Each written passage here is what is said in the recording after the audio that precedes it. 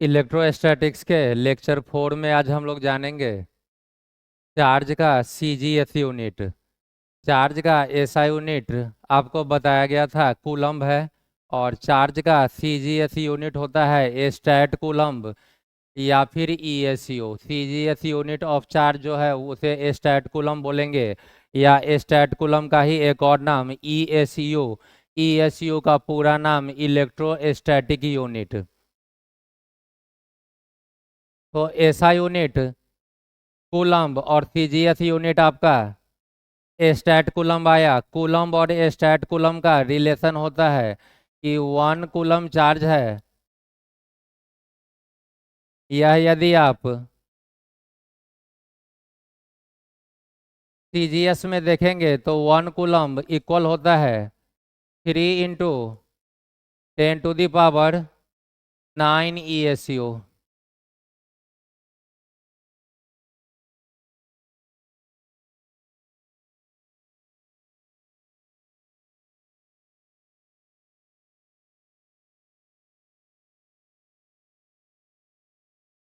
1 coulomb charge को आप यदि ESU में बोले तो 1 कूलम्ब 3 × 10⁻⁹ ESU के इक्विवेलेंट हुआ करता है। तो चार्ज का सीजीएस यूनिट आपने जान लिया। सीजीएस को एसआई में लाना हो मीन्स ईएसयू को कूलम में या कूलम को ईएसयू में, उसके लिए रिलेशन लिख दिया। नेक्स्ट आपका है कि 1/4πε0 को आप एसआई यूनिट में बोलते थे 9 × 10⁻⁹, और इस पूरे 1/4πε0 का एसआई यूनिट हुआ करता था न्यूटन मीटर स्क्वायर पर कूलम्ब स्क्वायर। लेकिन यदि इसी 1/4πε0 का वैल्यू आपसे सीजीएस यूनिट में पूछा जाए तो 1/4πε0 का सीजीएस यूनिट में वैल्यू 1 हुआ करता है। और सीजीएस में यूनिट क्या होगा, तो एसआई में आपने बोला था न्यूटन मीटर स्क्वायर। न्यूटन का सीजीएस डाइन, मीटर स्क्वायर के बदले सीजीएस में सेंटीमीटर स्क्वायर। एसआई में आप बोलते थे पर कूलम्ब स्क्वायर, यहाँ पर सीजीएस ले रहे हैं तो कूलम्ब के बदले चार्ज का सीजीएस यूनिट या तो स्टैट कूलम्ब स्क्वायर या फिर ईएसयू स्क्वायर हो जाया करेगा। तो यहाँ से आपको दो चीज़ों की जानकारी मिली कि सीजीएस यूनिट जो रहेगा चार्ज का उसको स्टैट कूलम्ब या ईएसयू बोलिए, और कूलम्ब को ईएसयू में कन्वर्ट करने का रिलेशन लिख दिया। नेक्स्ट आपका कि 1/4πε0 का वैल्यू 1 हुआ करता है सीजीएस यूनिट में। और यदि कोई ε0 का वैल्यू पूछ ले सीजीएस यूनिट में, एसआई यूनिट में, तो ε0 का वैल्यू फ्रैक्शन में 1/36 पाई × 10⁻⁹, या फिर पॉइंट में 8.85 × 10⁻⁻12, और यूनिट हुआ करता था कूलम्ब स्क्वायर पर न्यूटन मीटर स्क्वायर। लेकिन इसी एयर के परमिटिविटी का वैल्यू सीजीएस में पूछा जाए तो ε0 को आप यहाँ ले आइए और पूरा 1 और उसका यूनिट नीचे आ जाएगा। तो ε0 आपका हो जाएगा सीजीएस में 1/4π, और ε0 का सीजीएस में यूनिट हो जाएगा ESU स्क्वायर पर डाइन सेंटीमीटर स्क्वायर। नेक्स्ट हम लोग देखते हैं एक क्वेश्चन कूलम्ब लॉ पे बेस्ड क्वेश्चन। बोला 2 similar spheres when placed 2 centimetre apart. दो सिमिलर स्फेयर है और दोनों को 2 सेंटीमीटर के डिस्टेंस पे हम लोग प्लेस कर रहे हैं। आपसे बोला attract each other with a force of 4 dyne. दोनों एक दूसरे को 4 डाइन के फोर्स से अट्रैक्ट कर रहा है। जैसे ही दोनों स्फेयर एक दूसरे को अट्रैक्ट किया, इसका मतलब है कि एक स्फेयर पे पॉजिटिव चार्ज और दूसरे पे नेगेटिव चार्ज होना चाहिए। नेक्स्ट बोला the spheres are connected by a wire. अब दोनों स्फेयर को आप एक वायर से कनेक्ट कर ले रहे हैं। जब भी दो चार्ज बॉडी या एक चार्ज और एक अनचार्ज को आप वायर से कनेक्ट करते हैं, यह प्रोसेस कहलाता है चार्जिंग बाय कंडक्शन। तो अब दोनों बॉडी के बीच कंडक्शन हुआ। नेक्स्ट बोल रहा है on removing the wire the spheres now repel each other with a force of 2.25 dyne. जैसे ही आप चार्जिंग बाय कंडक्शन करेंगे तो अब दोनों के ऊपर चार्ज सेम आ जाएगा, और सेम चार्ज के कारण दोनों बॉडी एक दूसरे को रिपेल करना स्टार्ट कर दिया 2.25 डाइन के फोर्स से। आपसे पूछा calculate the initial charges on the sphere neglecting the capacity of the wire wire के चार्ज स्टोर करने का अपना कोई कैपेसिटी नहीं है। चार्ज जो है वह दोनों स्फेयर के ऊपर ही रहेगा। तो इसे सॉल्व करने के लिए हम लोग पहले दो स्फेयर बना ले।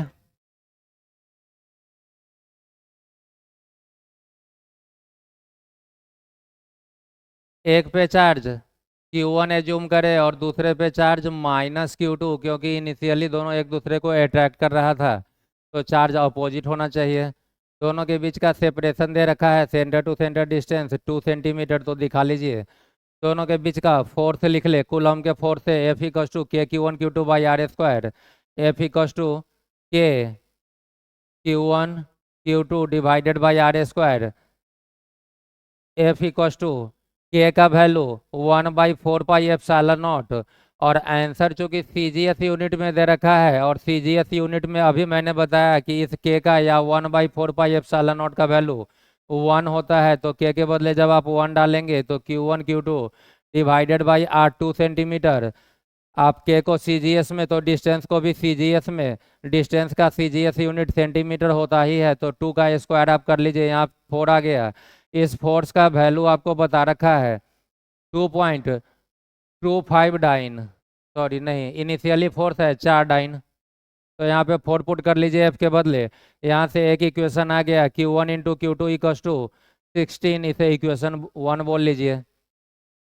नेक्स्ट बार आपको बताया कि Q1 और Q2 दोनों को आप एक कंडक्टिंग वायर से कनेक्ट कर लेते हैं। तो जब भी आप दो चार्ज बॉडी को जिसका साइज आइडेंटिकल हो और दोनों यदि स्फेयर आपका मेटालिक हो, तो कंडक्शन के बाद फर्स्ट और सेकंड के ऊपर जो चार्ज निकालते हैं उसका तरीका होता है कि दोनों चार्ज को ऐड कर लीजिए, 2 से डिवाइड कर लीजिए, उतना ही चार्ज फर्स्ट बॉडी पे और उतना ही सेकेंड बॉडी पे, क्योंकि साइज दोनों का सेम है।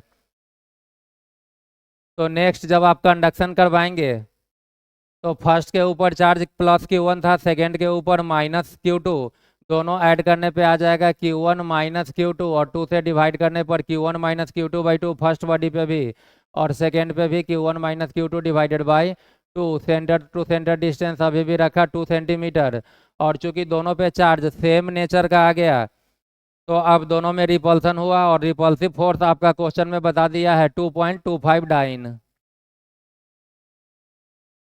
तो नेक्स्ट बार अगेन आप फोर्स का फॉर्मूला लिखिए, F equals to K Q1 Q2/r²। इस बार F का वैल्यू 2.25, K का वैल्यू CGS में 1, Q1 के लिए फर्स्ट बॉडी का चार्ज है Q1 -Q2 divided by 2, second का भी Q2 इतना ही, तो आप एक का स्क्वायर कर लीजिए by r, again 2 centimetre, square करने पे 4 आ गया। 4 से 2.25 में मल्टीप्लाई कीजिए तो यह 9 आएगा। RHS में आया Q1 -Q2 का स्क्वायर, यह स्क्वायर इसे दे दीजिए, और बाई में 2 का स्क्वायर हो गया 4, यह 4 इस साइड जा करके Q1 -Q2 equals to 9 × 4 36, Q1 -Q2 का square.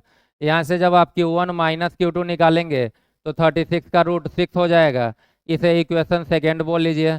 First equation Q1 × Q2 में है और सेकेंड इक्वेशन Q1 -Q2 में है। फर्स्ट इक्वेशन है Q1 × Q2 में और सेकेंड Q1 -Q2 में।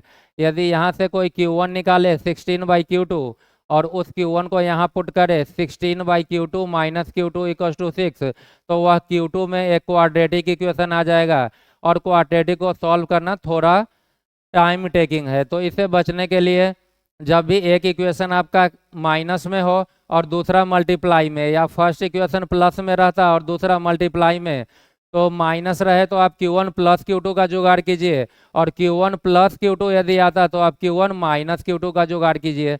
इसके लिए आपका बेसिक फॉर्मूला रहेगा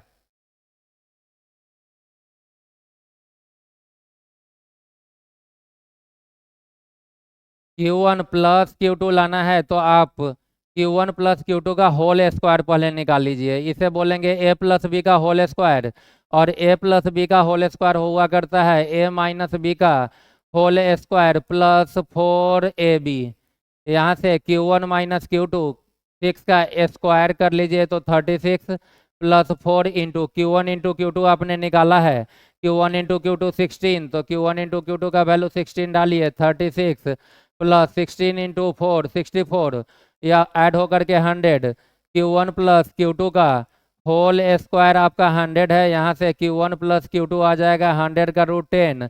एक इक्वेशन है सेकेंड Q1 माइनस Q2 में, इक्वेशन थर्ड आ गया आपका Q1 प्लस Q2 में। दोनों को एक साथ ले आइए तो यहाँ से इसके नीचे ही लिख दे Q1 प्लस Q2 का वैल्यू आपका आ गया है 10। दोनों को ऐड करने पे Q2 cancel, 2Q1 equals to 16, Q1 निकालेंगे 16/10 8, और K को आपने CGS में लिया है, डिस्टेंस को भी 2 सेंटीमीटर CGS में, तो चार्ज भी आएगा CGS में 8 ESU। Q1 यदि 8 आ गया तो 8 प्लस Q2 यदि 10 है तो Q2 निकालेंगे तो 10 माइनस 8 2 ESU हो जाएगा। फ्रॉम इक्वेशन थर्ड आप जान रहे हैं कि Q1 प्लस Q2 टोटल है 10 ESU, और उसमें आपका Q1 आ गया है 8, तो 8 प्लस Q2 इक्वस टू 10। यहाँ से Q2 का वैल्यू आ गया 10 माइनस 8 2 ESU। तो यही आपका दोनों चार्ज होगा, एक चार्ज 2 ESU का और दूसरा चार्ज 8 ESU का। इसमें एक चार्ज पॉजिटिव होगा, यदि Q2 को पॉजिटिव लेते हैं तो Q1 निगेटिव, और यदि Q1 को पॉजिटिव ले लीजिए तो Q2 निगेटिव। आंसर भी आपका 2 एंड 8 ESU दिख रहा है। नेक्स्ट अपने को जानना है कूलम्ब्स लॉ के बाद इलेक्ट्रिक फील्ड। इलेक्ट्रिक फील्ड का क्या कंसेप्ट है, यह जानने के लिए हम लोग क्या करें कि एक पॉइंट चार्ज Q कंसीडर करते हैं, और इस चार्ज से R डिस्टेंस पर एक अनदर चार्ज स्मॉल q डाल दें। यह कैपिटल Q इस स्मॉल q चार्ज पे एक फोर्स लगाएगा, उस फोर्स का मैग्नीट्यूड होगा K capital Q small q by R square, और डायरेक्शन होगा राइट की तरफ। यह पॉजिटिव इस पॉजिटिव को रिपेल करेगा तो राइट की तरफ फोर्स लगाएगा।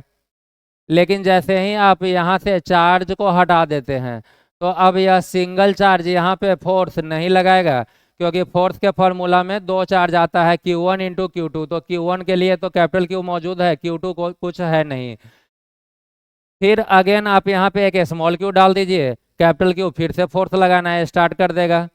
तो ऐसा सोचा गया कि इस चार्ज को कैसे जानकारी हुई कि यहाँ पे कोई चार्ज प्रेजेंट है, आप फोर्स लगाइए, और जैसे ही यहाँ से आप चार्ज हटा लेते हो तो यह चार्ज यहाँ पे फोर्स लगाना बंद कर देता है। तो ऐसा माना गया कि जिस समय इस पॉइंट पे कोई चार्ज प्रेजेंट है उस टाइम भी, और यहाँ पर यदि कोई चार्ज प्रेजेंट न हो उस टाइम भी, यह कैपिटल Q यहाँ पे अपना एक इलेक्ट्रिकल इफेक्ट जनरेट किया। और जैसे ही यहाँ पे आप कोई चार्ज लाते हो तो इस कैपिटल Q का जो यहाँ पे इलेक्ट्रिकल इफेक्ट था, वह इलेक्ट्रिकल इफेक्ट ही कैपिटल Q को इन्फॉर्म कर दिया कि आपसे R डिस्टेंस पर एक दूसरा चार्ज आ चुका है, आप उस पर फोर्स लगाइए। तो एक सिंगल चार्ज किसी दूसरे चार्ज के प्रेजेंस में भी या उसके अब्सेंस में भी हमेशा अपना एक इलेक्ट्रिकल इफेक्ट जनरेट करता है। R डिस्टेंस राइट, या यही इफेक्ट R डिस्टेंस आपको लेफ्ट में भी मिलेगा, अपवर्ड डाउनवर्ड बाहर अंदर हर एक जगह। तो आप बोल सकते हैं कि कोई भी एक सिंगल चार्ज अपने सराउंडिंग में चारों तरफ एक इलेक्ट्रिकल इफेक्ट जनरेट करता है, और वह इलेक्ट्रिकल इफेक्ट ही उस चार्ज का इलेक्ट्रिक फील्ड कहलाता है। और इस इलेक्ट्रिकल इफेक्ट के पास डायरेक्शन भी हुआ करता है, तो इस इलेक्ट्रिकल इफेक्ट को आप वेक्टर क्वांटिटी बोलेंगे, और इस इलेक्ट्रिकल इफेक्ट का ही नाम बोला गया इलेक्ट्रिक फील्ड। तो अब यदि इस कैपिटल Q का इस पॉइंट पर इलेक्ट्रिकल इफेक्ट या इलेक्ट्रिक फील्ड ज़्यादा है, तो यहाँ पर यदि आप कोई चार्ज स्मॉल q प्लेस करेंगे तो यह कैपिटल Q इस स्मॉल q पे फोर्स भी ज़्यादा लगाएगा, और यदि इस चार्ज का यहाँ पे इफेक्ट कम होगा तो यह चार्ज यहाँ पे फोर्स भी कम लगाएगा। इस स्मॉल q चार्ज को हम लोग बोला करते हैं टेस्ट चार्ज। और कैपिटल Q का यहाँ पे क्या इफेक्ट है, इसके लिए आप इस स्मॉल q या टेस्ट चार्ज के ऊपर फोर्स का मैग्नीट्यूड चेक कर रहे हैं। यदि इस स्मॉल q पे लगने वाले फोर्स का मैग्नीट्यूड ज़्यादा, तो इस चार्ज का यहाँ पर इलेक्ट्रिकल इफेक्ट या उसी इलेक्ट्रिकल इफेक्ट को आपने बोला इलेक्ट्रिक फील्ड, तो इस चार्ज का यहाँ पर इलेक्ट्रिक फील्ड भी ज़्यादा। और यदि कैपिटल Q के कारण इस चार्ज पे लगने वाले फोर्स का मैग्नीट्यूड कम, तो इस चार्ज का यहाँ पर इलेक्ट्रिकल इफेक्ट या इलेक्ट्रिक फील्ड भी कम हुआ करेगा। तो हम लोग इस कैपिटल क्यू का यहाँ पर इलेक्ट्रिक फील्ड निकालने के लिए पहले टेस्ट चार्ज के ऊपर फोर्स निकाल ले। तो मैं यहाँ लिख रहा हूँ कि force on test charge, force को आप एफ से डिनोट करेंगे और यह आ जाएगा K capital Q small Q by R square. लेकिन आपको इस पॉइंट पे जहाँ पे टेस्ट चार्ज प्लेस्ड है वहाँ पे एक्चुअली फोर्स नहीं चाहिए, आपको चाहिए कैपिटल क्यू का वहाँ पर इलेक्ट्रिक फील्ड। तो आप चाहेंगे कि इस पूरे इक्वेशन में कैपिटल क्यू का फील्ड चाहिए तो कैपिटल क्यू रहे, और स्मॉल क्यू तो जस्ट आया है स्मॉल क्यू इस कैपिटल क्यू का इस पॉइंट पे क्या इफेक्ट है उस इफेक्ट को चेक करने के लिए। तो आप चाहेंगे कि इस इक्वेशन से स्मॉल क्यू या टेस्ट चार्ज गायब हो जाए। तो यहाँ से इस इक्वेशन से स्मॉल क्यू को हटाने के लिए हम लोग दोनों तरफ स्मॉल क्यू से डिवाइड कर ले। तो एफ बाई स्मॉल क्यू यदि करे तो इधर भी स्मॉल क्यू से डिवाइड, ऊपर का स्मॉल क्यू नीचे का कैंसिल, तो वैल्यू आ गया आपका के क्यू बाई आर स्क्वायर। यह जो एल एच एस का क्वांटिटी है इसे हम लोग पढ़ते हैं force per unit test charge, force per unit test charge, और यह पूरा quantity force per unit test charge ही आपका इलेक्ट्रिकल इफेक्ट है या इलेक्ट्रिक फील्ड एक सिंगल चार्ज का। तो इस पूरे बॉक्स से आपका इलेक्ट्रिक फील्ड का दो फॉर्मूला निकल के आ रहा है, एक तो E equals to F by Q और दूसरा कि E equals to K Q by R square.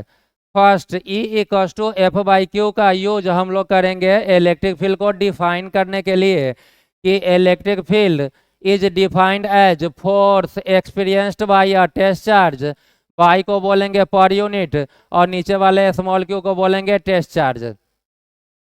यही इलेक्ट्रिक फील्ड का डिफिनीशन आपका लिखा हुआ है कि it is defined as the force experienced by a test charge per unit test charge. और टेस्ट चार्ज का जो मैग्नीट्यूड होता है वह काफ़ी कम लिया जाता है।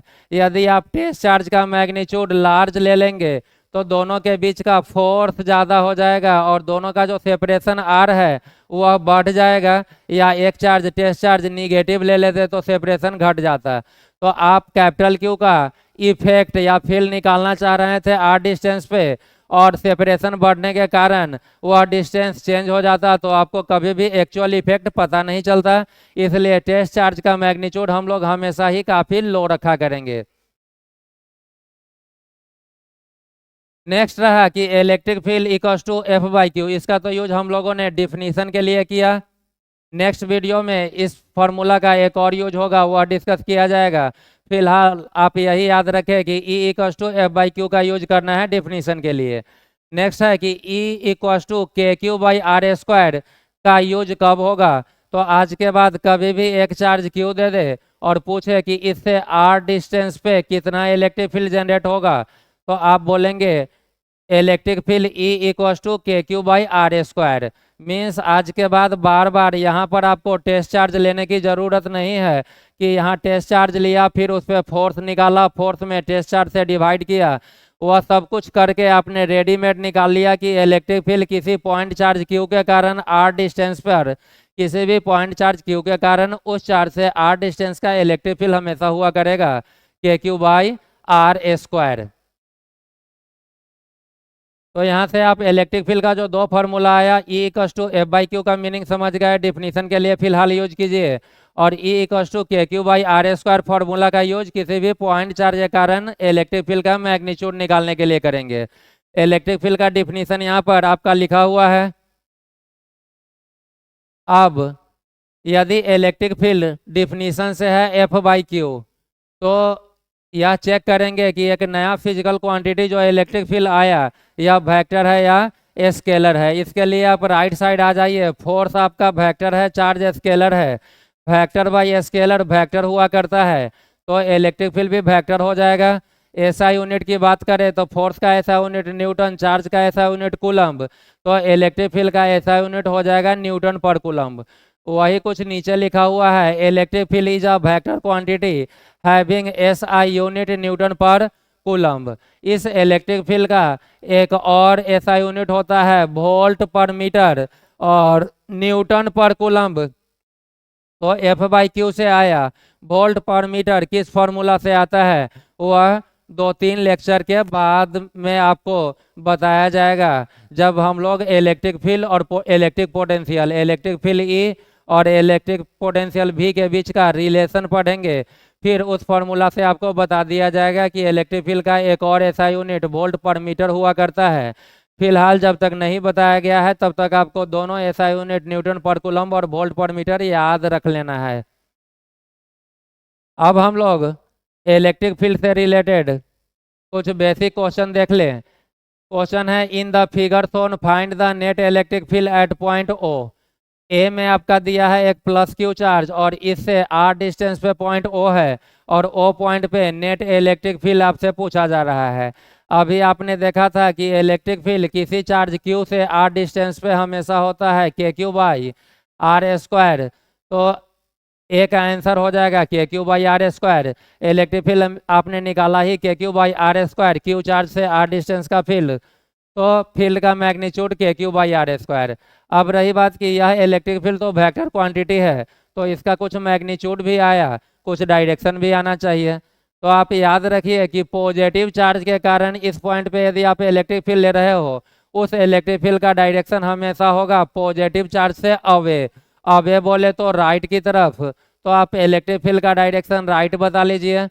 और यही यदि चार्ज निगेटिव होता तो यहाँ पे फील्ड का मैग्नीट्यूड तो इतना ही होता, लेकिन डायरेक्शन हो जाता towards negative charge. B figure में आपका दिखा हुआ है कि माइनस क्यू चार्ज के कारण पूछा है ओ पॉइंट पे इलेक्ट्रिक फील्ड।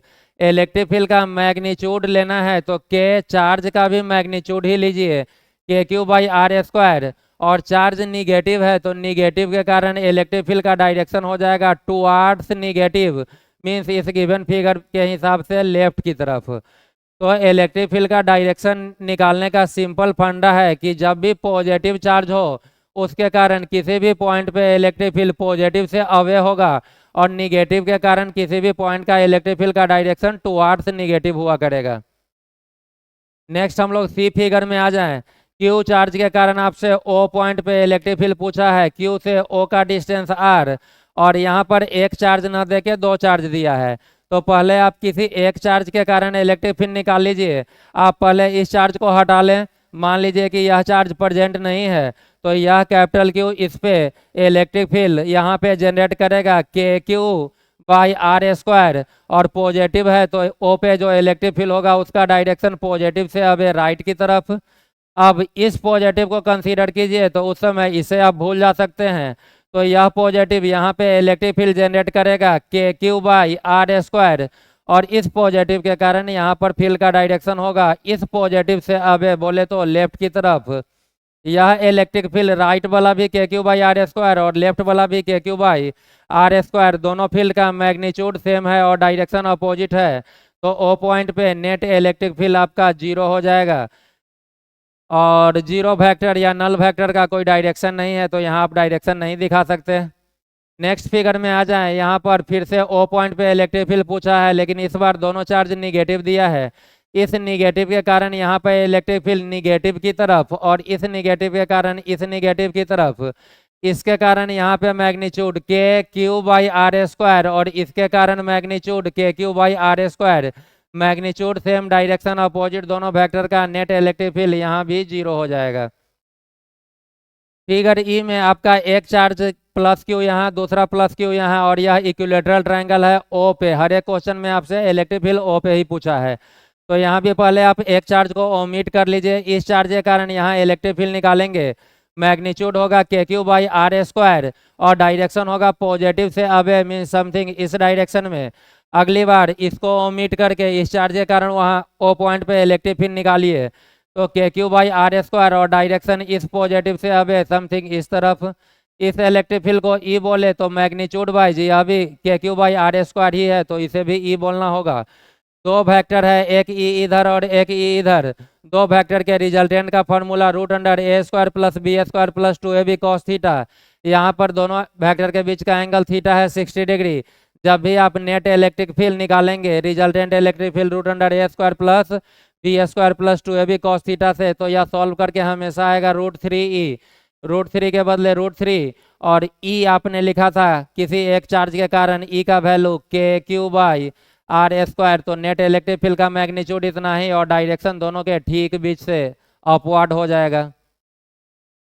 एक वेक्टर से रिलेटेड आप कंसेप्ट समझ सकते हैं कि जब भी आपके पास दो वेक्टर हो, दोनों का मैग्नीट्यूड सेम हो, सपोज ई, और बीच का एंगल हो 60, तो रिजल्टेंट हमेशा आपका आएगा एक के मैग्नीट्यूड का √3 टाइम्स √3E। यही दोनों वेक्टर 60 पे ना होकर के सेम मैग्नीट्यूड, कंडीशन है कि मैग्नीट्यूड सेम होना चाहिए, एंगल हो जाए 90। जब भी आप रिजल्टेंट का फॉर्मूला यूज करेंगे, रिजल्टेंट हमेशा आएगा एक के मैग्नीट्यूड का √2 टाइम्स तो √2E। और यदि दो वेक्टर सेम मैग्नीट्यूड का हो और बीच का एंगल हो जाए 120 डिग्री, तो इस ई और ई का जो रिजल्टेंट आएगा जिसके बीच का एंगल 120 है, हमेशा रिजल्टेंट का वैल्यू दोनों में से किसी एक के मैग्नीट्यूड ई के ही इक्वल आया करता है। यदि यह तीन बात आप याद रखते हैं तो कूलम्ब्स लॉ और फिर इलेक्ट्रिक फील्ड वगैरह के कैलकुलेशन में, इस तरह फिगर वाले में, आपको थोड़ा हेल्प मिल जाया करता है। नेक्स्ट क्वेश्चन पे हम लोग आ जाएं, तो यहाँ पर +Q के कारण O पे इलेक्ट्रिक फील्ड निकाल लीजिए, डायरेक्शन इधर की तरफ, मैग्नीट्यूड KQ/R², उसे आप ई बोल लीजिए। और निगेटिव चार्ज के कारण यहाँ इलेक्ट्रिक फील्ड KQ/R² ही, लेकिन निगेटिव के कारण इलेक्ट्रिक फील्ड का डायरेक्शन होता है टुवार्ड्स निगेटिव, तो नीचे की तरफ। मैग्नीट्यूड सेम है तो इसे भी ई बोलिए। इस ई और इस ई के बीच का यह एंगल चेक करना है, तो इक्विलेटरल के कारण यह 60 डिग्री, यहाँ से यहाँ टोटल 180 है, तो बाहर वाला एंगल 120, इसका वैल्यू ई, इसका वैल्यू ई, और बीच का एंगल 120। अभी आपको बताया कि जब भी दो वेक्टर का मैग्नीट्यूड सेम और बीच का एंगल 120, तो रिजल्टेंट भी दोनों में से किसी एक के ही मैग्नीट्यूड के इक्वल आता है। तो आप बिना कैलकुलेट किए यहाँ पर रिजल्टेंट ई नेट लिख सकते हैं, ई के इक्वल, और ई का वैल्यू आपका हो जाएगा KQ/R²। रिजल्टेंट पास करेगा दोनों के ठीक बीच से कुछ इस डायरेक्शन में ई नेट का डायरेक्शन होगा। नेक्स्ट क्वेश्चन आपका बोला O पॉइंट पे इलेक्ट्रिक फील्ड, और यह मेडियन दिख रहा है, मींस O जो है इस साइड का बाइसेक्टर है। इस Q चार्ज के कारण O पे इलेक्ट्रिक फील्ड राइट, और इस Q के कारण O पे इलेक्ट्रिक फील्ड लेफ्ट। मैग्नीट्यूड दोनों का सेम, डायरेक्शन अपोजिट, क्योंकि यह डिस्टेंस R/2, यह भी R/2, दोनों तरफ चार्ज सेम है, तो इसके कारण यहाँ इलेक्ट्रिक फील्ड यदि आप लिखते तो लिखते KQ/R/2 का स्क्वायर राइट की तरफ, और इसके कारण यहाँ पे KQ/R/2 का स्क्वायर लेफ्ट की तरफ। तो दोनों इलेक्ट्रिक फील्ड मैग्नीट्यूड में सेम, डायरेक्शन में अपोजिट। इस दोनों के कारण यहाँ नेट फील्ड 0, तो यहाँ पर फील्ड केवल ऊपर वाला के कारण होगा, ऊपर वाला पॉजिटिव। यहाँ पे इलेक्ट्रिक फील्ड नीचे की तरफ जनरेट करेगा, पॉजिटिव से अवे मीन्स नीचे की तरफ, और उस इलेक्ट्रिक फील्ड का मैग्नीट्यूड हो जाएगा KQ/R²। R होगा इस मीडियन का लेंथ, चार्ज से जहां आप इलेक्ट्रिक फील्ड निकाल रहे हो वहां तक का डिस्टेंस। इक्विलेटरल का साइड जब भी R हो तो मीडियन आता है √3/2R। KQ इस डिस्टेंस का स्क्वायर कर लीजिए, 2 का स्क्वायर 4 ऊपर, तो 4KQ/² और रूट कैंसिल 3R²। यही नेट इलेक्ट्रिक फील्ड होगा जिसका डायरेक्शन आपका इसी मीडियन के अलोंग नीचे की तरफ होगा। नेक्स्ट है आपका तीनों वर्टेक्स पे इस बार इक्वल चार्ज दे दिया है, और आपसे O पॉइंट पे इलेक्ट्रिक फील्ड पूछ लिया। O को बोला कि O सेंट्रोइड है। इस पॉजिटिव चार्ज के कारण सेंट्रोइड पे इलेक्ट्रिक फील्ड इस डायरेक्शन में, मैग्नीट्यूड KQ/R मीन्स वर्टेक्स से सेंटर के डिस्टेंस का स्क्वायर। इसके कारण यहाँ निकालेंगे तो चार्ज सेम है और डिस्टेंस भी सेम है, तो इलेक्ट्रिक फील्ड का मैग्नीट्यूड सेम, लेकिन डायरेक्शन इस पॉजिटिव से अब है कुछ इधर की तरफ, और इस पॉजिटिव के कारण O पॉइंट पे इलेक्ट्रिक फील्ड कुछ पॉजिटिव से अब है नीचे की तरफ। मैग्नीट्यूड तीनों का सेम होगा तो तीनों को आप ई बोल लीजिए। और जब भी आप बेसिक मैथमेटिक्स यूज करके यह एंगल चेक करेंगे तो हर एक एंगल 120 डिग्री का आएगा। वेक्टर का लेक्चर अपलोडेड है, और वेक्टर के क्वेश्चंस सेक्शन में, न्यूमेरिकल सेक्शन में, मैंने क्वेश्चन नंबर 4 में बताया है कि जब भी आपके पास n नंबर ऑफ वेक्टर हो, सभी वेक्टर का मैग्नीट्यूड सेम हो, और यदि बीच का एंगल भी सेम हो, तो रिजल्टेंट हमेशा 0 आता है। यहाँ पर n number of vector means vector का नंबर 3 दे दिया, मैग्नीट्यूड तीनों का आपको इक्वल दिख रहा है, और बीच का एंगल मैंने बोला कि आप चेक कर ले सकते हैं 120 आएगा, तो मैग्नीट्यूड भी सेम, बीच का एंगल भी सेम, तो रिजल्टेंट निकालने की जरूरत नहीं है, यह आपको डायरेक्ट वेक्टर के बेसिक कंसेप्ट से net electric field O point पे 0 नजर आएगा। नेक्स्ट वही क्वेश्चन है सेम कंसेप्ट पे, इक्विलेटरल के बदले इस बार स्क्वायर ले लिया है। ओ पॉइंट पे आपसे नेट इलेक्ट्रिक फील्ड पूछा, इस चार्ज के कारण यहाँ इलेक्ट्रिक फील्ड इस पॉजिटिव से अब ऊपर की तरफ, ऊपर वाले पॉजिटिव के कारण यहाँ नीचे की तरफ, इस पॉजिटिव के कारण इलेक्ट्रिक फील्ड उस पॉजिटिव से दूर कुछ इधर की तरफ, और इस पॉजिटिव के कारण इलेक्ट्रिक फील्ड इस पॉजिटिव से दूर उधर की तरफ। मैग्नीट्यूड बाई जी यह के क्यू बाई इस डिस्टेंस का स्क्वायर, यहाँ भी के क्यू बाई सेम डिस्टेंस होगा स्क्वायर के कारण, तो चारों का इलेक्ट्रिक फील्ड का मैग्नीट्यूड सेम। और जब यहाँ पर आप एंगल चेक करेंगे तो हर एक एंगल आपका 90 डिग्री का आया करेगा। तो जब चार वेक्टर हो, चारों का मैग्नीट्यूड सेम, बीच का एंगल भी सेम, रिजल्टेंट यहाँ पर भी आपका 0 आ जाएगा। नेक्स्ट क्वेश्चन में यदि आपको स्क्वायर के बदले रेगुलर पेंटागन दे देता है, रेगुलर पेंटागन मीन्स हर एक साइड इक्वल और हर एक वर्टेक्स पे, पांचों वर्टेक्स पे इक्वल चार्ज, तो सेंटर वाले पे नेट इलेक्ट्रिक फील्ड वहाँ भी 0 होता। रेगुलर हेक्सागन दे, रेगुलर हेप्टागन, कोई भी रेगुलर फिगर दे दे और हर एक वर्टेक्स का चार्ज इक्वल, यदि पॉजिटिव है तो सारा पॉजिटिव, निगेटिव है तो सारा पॉजिटिव, और मैग्नीट्यूड भी सेम, ऐसा नहीं कि यह क्यू हो जाए और यह 2Q। यदि मैग्नीट्यूड सेम और नेचर भी सेम मीन्स हर एक जगह इक्वल चार्ज आप प्लेस करेंगे किसी भी रेगुलर फिगर पे, तो सेंटर या सेंट्रॉइड पे नेट इलेक्ट्रिक फील्ड हमेशा 0 हुआ करेगा। और यदि आप सेंट्रॉइड पर एक चार्ज प्लेस करेंगे तो इस चारों के कारण उस चार्ज पे नेट फोर्स भी 0 हुआ करेगा। कूलम्ब्स लॉ के लेक्चर में यह सब बताया हुआ है। नेक्स्ट हम लोगों का क्वेश्चन है कि 3 चार्ज दिया 3 वर्टेक्स पे और ओ पॉइंट पे आपसे इलेक्ट्रिक फील्ड पूछ लिया। पहले इस चार्ज के कारण आप यहाँ इलेक्ट्रिक फील्ड निकाले तो इसका डायरेक्शन पॉजिटिव से अब राइट होगा, नीचे वाले के कारण इस पॉजिटिव से अब अप हो जाएगा, और इस चार्ज के कारण यहाँ का फील्ड और इस चार्ज के कारण यहाँ का फील्ड सेम होगा क्योंकि दोनों जगह का डिस्टेंस आर सेम है और चार्ज का मैग्नीट्यूड सेम है, तो इसे आप ई बोल लीजिए, तो यह भी ई, और ई का वैल्यू आपका होगा के क्यू बाई आर का स्क्वायर। अब रहा कि यहाँ पर फील्ड इस चार्ज के कारण भी होगा, तो यह चार्ज यहाँ पे फील्ड जनरेट करेगा किस डायरेक्शन में, इस पॉजिटिव से अबे मीन्स डायगोनल के अलोंग, और इस फील्ड को आप ई डैश बोल लीजिए। आपके पास अब 3 वेक्टर आ गया ई डैश और ई, तो पहले आप इस ई और इस ई को ऐड करें और इस दोनों का मैग्नीट्यूड सेम, बीच का एंगल 90 है, 90 पे रिजल्टेंट हमेशा आता है एक के मैग्नीट्यूड का √2 टाइम्स। 90 का रिजल्टेंट 90 डिग्री पे 2 वेक्टर हो तो रिजल्टेंट हमेशा आता है किसी एक के मैग्नीट्यूड का √2 टाइम्स, तो आप यहाँ पे मैग्नीट्यूड बोल ले सकते हैं। ई और ई का रिजल्टेंट एक का मैग्नीट्यूड ई का √2 टाइम्स, तो √2e या e√2, और इस दोनों का रिजल्टेंट दोनों के ठीक बीच से मीन्स इस डायगोनल के अलोंग ही पास करेगा। अब यह e√2 और e डैश दोनों सेम डायरेक्शन में, और रिजल्टेंट निकालने के लिए जब भी 2 वेक्टर सेम डायरेक्शन में हो तो आप दोनों के मैग्नीट्यूड को डायरेक्ट ऐड कर लेते हैं, तो आपका नेट इलेक्ट्रिक फील्ड हो जाएगा ई डैश प्लस √2e। वैल्यू डाल लीजिए, ई डैश जो आपने फील्ड बोला था उस वह कैपिटल क्यू के कारण ओ पॉइंट पे, तो फील्ड का फॉर्मूला के क्यू बाई आर स्क्वायर, के बदले के, क्यू के बदले क्यू, और आर का मतलब चार्ज से उस पॉइंट का सेपरेशन मीन्स इस डायगोनल का लेंथ, यह पूरा राइट एंगल ट्रायंगल, तो हाइपोटेनस आपका हो जाएगा √2r, तो डिस्टेंस √2r का स्क्वायर, यह हो गया K Q by R square plus √2 K कारण बदले √2, और यह जो ई बोला है आपने इलेक्ट्रिक फील्ड वह इस चार्ज का है या फिर इस चार्ज का, किसी का भी ले लीजिए, तो के क्यू बाई डिस्टेंस आर है तो यह हो जाएगा K Q by R square.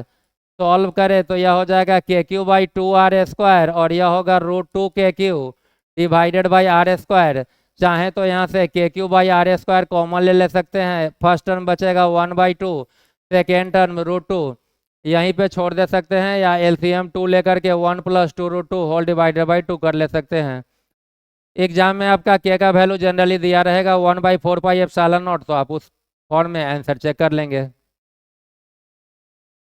Next question है 2 charges of 4 microcoulomb and 36 microcoulomb are placed at a separation of 60 centimetre between them. दो चार्ज है, एक का मैग्नीट्यूड 4 माइक्रोकूलम और दूसरे का 36 माइक्रोकूलम, और बोला कि दोनों 60 सेंटीमीटर के डिस्टेंस पे प्लेस्ड है।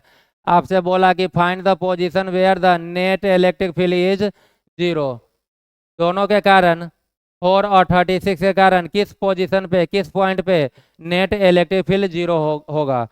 तो इलेक्ट्रिक फील्ड वेक्टर क्वांटिटी है और नेट फील्ड को 0 होना है, मीन्स दोनों चार्ज के कारण जो फील्ड आएगा उसका मैग्नीट्यूड सेम होना चाहिए और डायरेक्शन अपोजिट होना चाहिए। डायग्राम ड्रॉ कर लीजिए, एक 4 माइक्रोकूलम और एक 36 माइक्रोकूलम, दोनों के बीच का सेपरेशन 60 सेंटीमीटर। आप कूलम्स लॉ से जानते हैं कि वह पॉइंट जब भी आएगा तो दोनों को मिलाने वाला लाइन के एलोंग ही होगा, कभी ऊपर या नीचे पॉसिबल नहीं है। एक जगह मैं दिखा दूं, यदि आप बोलेंगे कि यहाँ पर नेट फील्ड 0 होना है तो यह 36 पॉजिटिव वाला यहाँ पे जो फील्ड जनरेट करेगा उसका डायरेक्शन 36 से अवे समथिंग इधर की तरफ, और 4 के कारण इधर की तरफ। यह दोनों वेक्टर कभी भी रिजल्टेंट 0 नहीं दे सकता, क्योंकि 0 रिजल्टेंट के लिए डायरेक्शन हमेशा अपोजिट होना चाहिए, मीन्स एंगल 180 होना चाहिए। और ऐसा जब भी पॉसिबल होगा तो दोनों चार्ज को मिलाने वाले लाइन के अलोंग, और लाइन के अलोंग आपको दिख रहा है कि यदि आप पॉइंट को यहाँ कंसीडर कर रहे हैं तो इस पॉजिटिव के कारण यहाँ पर फील्ड होगा लेफ्ट की तरफ, इस पॉजिटिव से अवे, और इस पॉजिटिव के कारण भी यहाँ पर उस पॉजिटिव से अवे लेफ्ट, तो दोनों मिल करके नेट फील्ड लेफ्ट की तरफ देगा, और सेम डायरेक्शन में फील्ड है तो वह ऐड होगा, कभी भी रिजल्टेंट 0 नहीं होगा। इसी लॉजिक से आप देख सकते हैं कि यह पॉइंट इस साइड भी नहीं हो सकता, क्योंकि दोनों ही पॉजिटिव चार्ज यहाँ पर इलेक्ट्रिक फील्ड खुद से अवे मीन्स राइट की तरफ जनरेट करेगा। मीन्स जब भी वह पॉइंट पॉसिबल है तो दोनों चार्ज को मिलाने वाले लाइन के एलोंग ही, यदि दोनों चार्ज पॉजिटिव है।